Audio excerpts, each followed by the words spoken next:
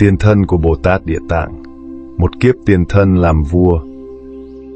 Vô lượng kiếp về trước, lúc đó có Đức Phật hiệu là Nhất Thiết Chí Thành Tựu Như Lai, ứng cúng, chính biến tri, minh hạnh túc, thiện thể, thế gian giải, vô thượng sĩ, điều ngự trượng phu, thiên nhân sư, Phật Thế Tôn. Khi Ngài chưa xuất gia, Ngài làm vua một nước nhỏ, kết bạn với vua nước Lân Bang. Hai vua đồng thực hành giữ giới, làm 10 hạnh lành đem lợi ích cho nhân dân. Thấy nhân dân gây nhiều tội lỗi, hai vị vua cố gắng dìu dắt.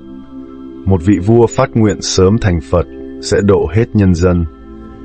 Vị vua còn lại phát nguyện nếu chưa độ được hết những kẻ tội khổ làm cho đều an vui chứng quả Bồ Đề, quyết chưa chịu thành Phật. Sau đó, vị phát nguyện sớm thành Phật đắc quả, thành Nhất Thiết Chí Thành Tựu Như Lai. Còn vị vua phát nguyện độ hết chúng sinh mới thành Phật, chính là Bồ Tát Địa Tạng.